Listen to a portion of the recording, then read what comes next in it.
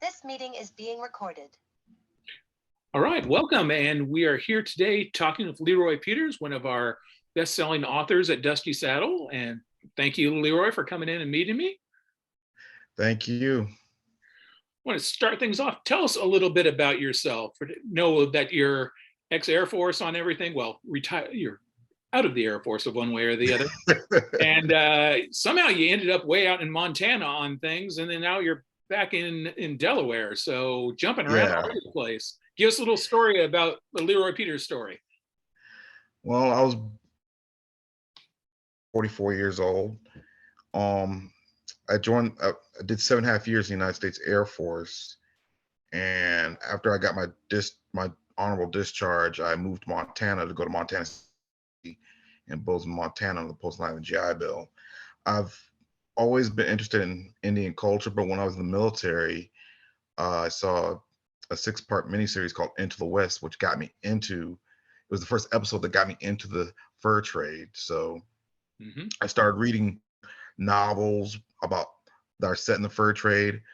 In fact, some of my favorite authors, Win Blevins, Lane Rowensky, David Robbins, John Legg, they were the ones who inspired me to basically become a writer, but I wanted to finish school first. So I moved to Montana. I was there for 3.5 years, got my degree in history with minor Native American studies, and the good Lord called me to come back to the East Coast. So here I am. All right. So we got you pulled in off of more of a mountain man thing than an actual cowboy kind of traditional Western type of approach. Yeah, I grew up watching cowboy movies. Like the only few mountain man movies I ever saw was Jeremiah Johnson, and that was before I even heard anything about the fur trade.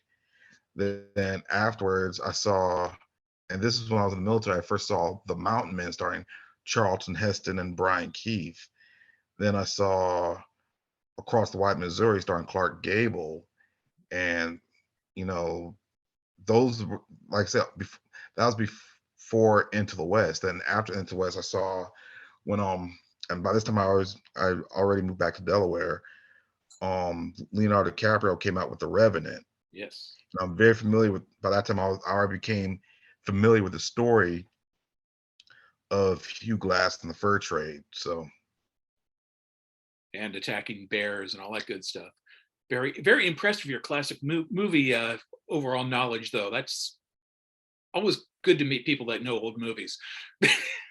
Well, I have to credit my dad. My dad grew up watching John Wayne movies and a lot of John Wayne, Jimmy Stewart westerns. And when I was young, when I was able to start watching movies, like some of my favorite westerns were Clint Eastwood movies. Then I thought the best western from the late 20th century. What I mean by the late 20th century, I'm talking about the 80s and the 90s, was Young Guns and Tombstone. Tombstone, absolutely, yes. Personal favorite of mine. Yeah, in fact, I think it's a travesty of justice that Kirk Douglas and Val Kilmer were not nominated for Best Actor and Best Supporting Actor for their roles in Tombstone. Because I don't think anyone could have played Wyatt Earp and Doc Holliday better than those two. Oh yeah, they were riveting on that. It was excellent, excellent movie. Not that everyone watching this hasn't already seen it, but go see it if you haven't. I'll be surprised if there's one person in America that has not seen Tombstone. If not, they really need to. Although I think I have 1 or 2 kids that really needs to watch it again or for the first time. Yeah, my only problem with Hollywood nowadays, like I like to be historically accurate, and even though The Revenant was a good movie, I can understand some of the criticisms against it without being. Tombstone was more historically accurate than The Revenant, and like I said, by the time that movie came out, I already knew about the story of Hugh Glass, and he didn't have a son. He did live among the Pawnee Indians, but no one knows if he was married or had any kids. And he definitely didn't kill John Fitzgerald. He came close, but maybe wanted to, yes. Yeah. But and like sometimes you gotta, not just as a historian, but as a Black person, you also have to question history because, to quote from Braveheart, history was written by those who hang heroes. Not everything they teach us in history is accurate. I'll just leave it at that. Very true. And we have, with the entire Western genre that we deal with, you have all of the influence through the 1940s, 50s, that kind of thing going in. And that's a very skewed approach to everything. Yeah, and with my books, I try to be n- not just fun, but also try to be historically accurate from a culture and historical perspective. But also, I try to bring some 20th and 21st century viewpoints, like what would I do if I lived during that time? And I guess it's funny. Some of the negative criticism I got towards my books is that I'm too politically correct. Well, I'm not speaking from the politically incorrect or from what their history taught. I try to write from the truth. And it's not just from a minority point of view, it's from a human point of view because, you know, like they said in Braveheart, the beginning of Braveheart, history was written by those who've hanged heroes. And, I try to write from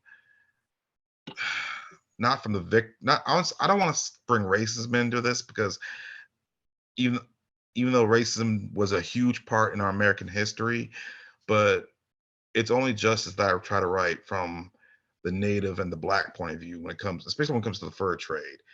And that's one of the reasons why I moved to Montana after I got out of the military.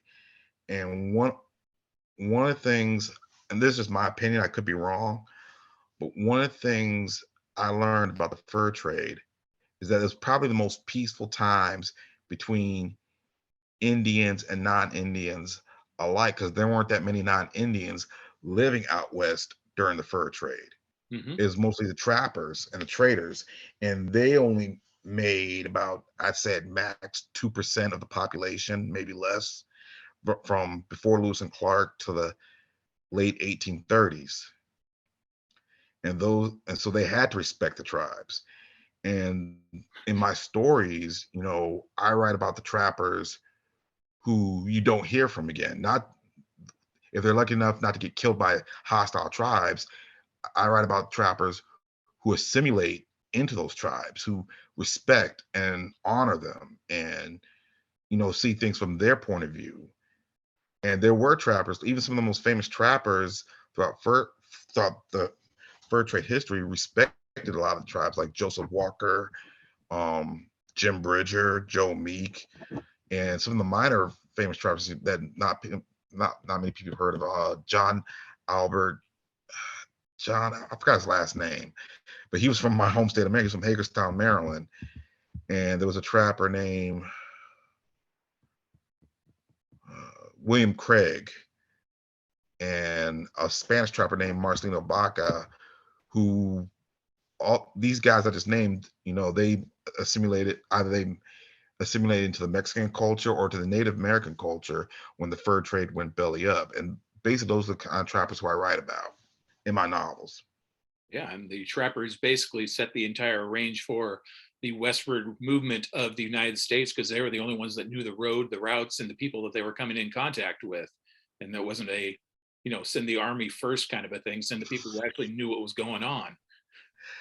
But I don't think that was their intention, though. I No. mean, most trappers, one of the reasons why they came out west, both black and white, was for freedom. And especially a lot of the black most of the black mountain men were either runaway slaves or freemen of color who were looking for acceptance. And Mhm. they found out that even a lot of the white trappers who just got sick and tired of they felt that civilization had invisible chains on them.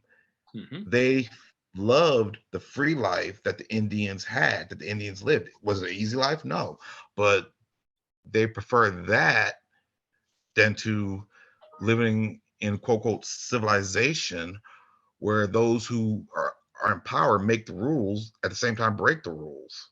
Yeah, quite. What, in your opinion, makes a good mountain man story? Uh, Wide open. that's a good question. I have to say every Mountain Man story's got to have a little romance. Call me a romantic, but when like this July 1st, my parents will celebrate 50 years of marriage. And I like to think every good story there's got to be a little bit of a love story in it. And, you know, a lot of, not just in my novels, but some of my favorite books that I've read, I'll give a good example. Wayne R. Rowinski's Grizzly Killer series. His main character in that series, Zach Connors, reminds me of my father. My dad the most is probably the most decent, honorable human being that I know. And that's one of the reasons why in fact, nearly all my main characters in my books are mostly mimicked after him. And a lot of that was not just inspired from him, but also from Mr. Rowinski's Grizzly Killer series, which I highly recommend. Yes, they've been selling very well for a long time. Yes. In fact, he's one of the top 3 authors who inspired me to become a writer. I owe him a huge debt. Excellent. When you're writing, do you find yourself catering to the reader, or do you just basically write to your own tastes on things? You said you provide a little bit of a more modern perspective on things, but Yeah, I write to my own taste. And it's worked out for me. I mean, I've got I'm not saying I haven't gotten negative criticism, but I've gotten a lot more positive reviews than negative ones. So as long as I keep getting more and more positive reviews, I'm not going to change. yeah, somebody's going to complain about everything one way or the other, so you don't listen to people. Well, yeah, like I said before, you can't please everybody. I No, never mean, will. there's no point to it. Very true. Um, what kind of research do you do when you're going to be planning, particularly trapper books and mountain men books, that type of a thing? How long do I you do that before you jump in and start writing? Yes, I go on Wikipedia. I also go on many websites, not just Wikipedia, but also a lot of I sometimes since it's set up virtual, I usually go. I can't find the name for it, but there's a website that's dedicated to the mountain man and talks about all the rendezvous that took place during the fur trade. So I usually go to that website and try to get information. Also, I've read, I'm not gonna say tons of books, but I have a of famous trappers. I have a book on Jim Bridger. Mhm. I read a book on Jedediah Smith by Barton Barber called No Ordinary Mountain Man. And I read a book on Jim Bridger by Stanley Vestal and Joe Meek by Stanley Vestal.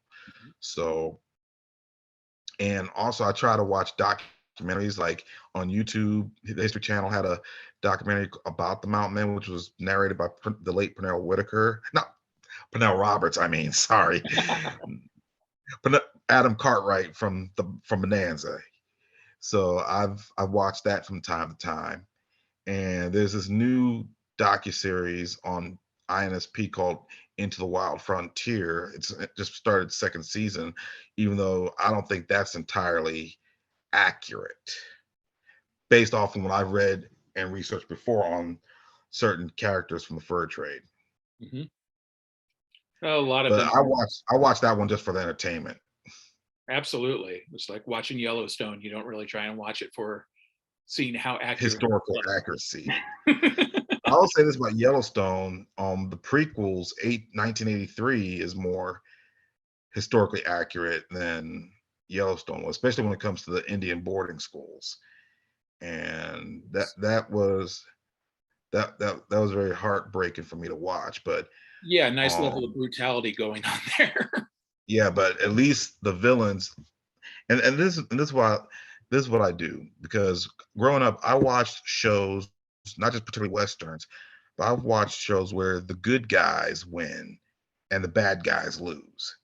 And that's how, like, shows like Chips, Knight Rider, New York Undercover, um, Bonanza, and Gunsmoke. And my only problem with Bonanza and Gunsmoke is that they were, even though despite that they were a bit more progressive than other shows of their time, they was the fact they had white people playing minorities or like white that's the only problem I had with that. Other than that, they were good shows.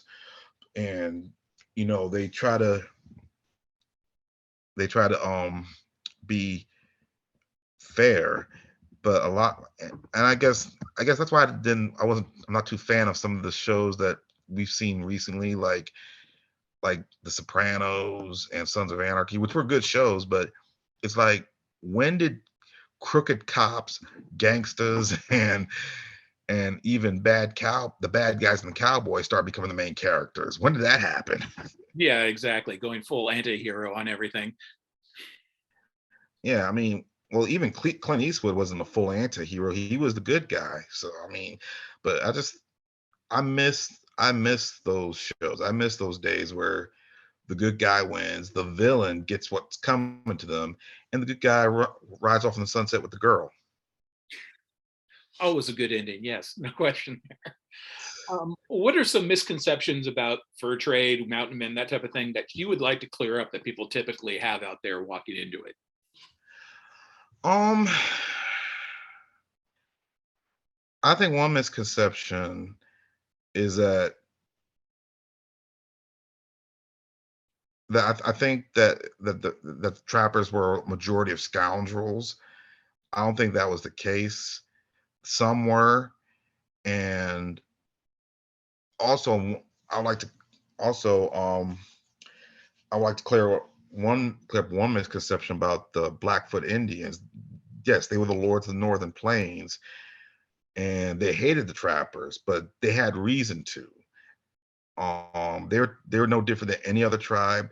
They were trying to protect what was theirs, and for them, the beaver was considered sacred, whether the mountain men knew this or not.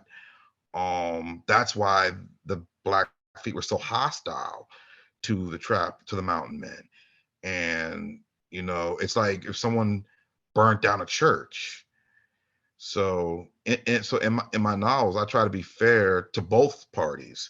Like, my main characters, they're trappers, but they refuse to voluntarily not trap in Blackfoot country, not because out of fear, but out of respect, because they somehow found out that the beaver is sacred to the Blackfeet. Okay. Yes, definitely good things to clear up on that. Particularly, I think people don't really have a solid. We went from the Indians are always the bad guys to now the Indians are always the misunderstood good guys and stuff like that. And nobody really takes on who the Indians actually were ever. So yes, Right.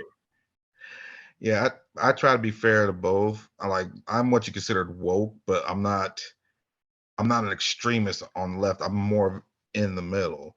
But I definitely try to be fair to the Indians. I try to write from how they saw things. on future novels that you'd be writing, what are some storylines and people you've wanted to explore? Hmm. Um, I haven't started writing it yet, but I've been talking with some friends of mine from Montana, and I've also been talking to after watching the first few episodes of 1923, the Yellowstone prequel. A thought came to my mind that I should write a science fiction novel about a young man who goes back in time to right the wrongs that have been committed in this country. And one is the Indian boarding schools and the lynchings that took place during the civil right before, like during Jim Crow laws. But I wanted, because after seeing after watching, and this is not the first time I've seen something like that on TV. This is not the first time I was told about the Indian boarding schools. When I was in Montana, I did a research paper on him, and I've actually met people who lived through the terror of the Indian boarding schools. And as a black man, when I think about some of the lynchings that took place during Jim Crow, um, I've been thinking about wanting to do sort of a quantum leap story about an individual who basically goes back in time and rights the wrongs, tries to right the wrongs that were committed in America. And I've been seeking advice about it, but that's I'm not gonna say it's a plan. I'm not saying I will do it, but that's what I would that's my part of my thought process right now. It'd be fun to explore. Yeah. I don't know. I'm a time travel geek, so I always like seeing that. Always a good way to go and reinterpret history through somebody else's viewpoint than necessarily just going Yeah. with the story as you get it. Right now, I'm still writing my newest series, Saga of the Armstrong Brothers. I just published book 4 back back on February 6th, The Hunter's Dawn. And I so far I've gotten between 3 to 5 star reviews on it, mostly 5 stars, but nothing less than 3 stars on it so far. Good. And I'm grateful for that. People are obviously loving it. And, and, you know, it's what inspired me to write that story was basically, I remember in high school I read a book called, or a short story called Sur- um The Most Dangerous Game. It was a 1924 short story, and they made a movie about it in Several. Yeah. 1932. Popular TV And show episodes yeah, too. yeah, and I know Ice-T made a remake of it called Surviving the Game. So that's what the 4th book of my Saga of the Armstrong Brothers series is basically about. Um, basically, a man hunting man. I don't want to say too much, but you can get the gist of it. So, Yeah. and what surprised me is how quickly I finished it, because I published the 3rd book in November. I started writing the 4th book in December, and I sent it in last week of January and was published February 6th. Mhm. And it's been getting great reviews. Yes, definitely. It's been good to watch your entire series moving along because you've been picking up speed on it all. Right. I just started writing the 5th book, even though I've only written 2 chapters, but I'm hoping to finish. Well, I don't have a time when my when I'm finishing it, but I hope to finish it before summer. You know, we'll look forward to seeing that as soon as it comes out on there. And again, Thank you. well, I was going to say, all of your books are up on Amazon right now, all coming through Dusty Saddle, all that type of thing. But I wanted to ask you, do you have any advice for somebody who is trying to start out being a writer that might get them on the road, or something that really got you going? Well, for starters, if you need a publisher, Dusty Saddle's the way to go. Avoid self-publishing. Do not do self-publishing. I'm speaking from experience. You spend more money than you make doing self-publishing. Dusty Saddle is the way to go. And if you're a black or if you're a black person or an American Indian person and you write westerns and you're looking for a publisher, come to Dusty Saddle, because we need a lot of stories told, especially American Indian stories told from the American Indian point of view, written by American Indian authors. And I try to that's for me, that's my way of giving back to many of my friends back in Montana. Like I hung out with a lot of American Indians, so like on their web page on campus, I try to um post them, let them know that if you're a native author and that writes westerns, come to Dusty Saddle. Yeah, and we've got the $500 writing contest going on at the moment. Be a great time to get a bunch of them in. Yes, I posted that too. All good things there. We are running out of time on the overall Zoom account here. So wrapping things up, unfortunately, as it goes that way. Leroy, That's cool. appreciate you coming in and talking. I love hearing more about what you're diving. I'm actually fascinated by anybody who started out taking everything from the trapper perspective. That's always been one of my favorite kind of books, and was pushing for that for a long time. And then now you're coming along doing them all the time. So I absolutely love that. Thank you for doing that, and please continue. Thank you. Thank you for having me. It's a pleasure. I mean, I'm enjoying myself. I Dusty Dusty Saddle has been very, very good to me. thank you. And you've been doing very well for Dusty Saddle too. So all goes around there. Yep. Well, thank you again, Leroy. I appreciate the opportunity to interview you. Thank you for giving me the opportunity, and I'm forever in your debt. All right, now. Take care. God bless you, man. All right, God bless you too.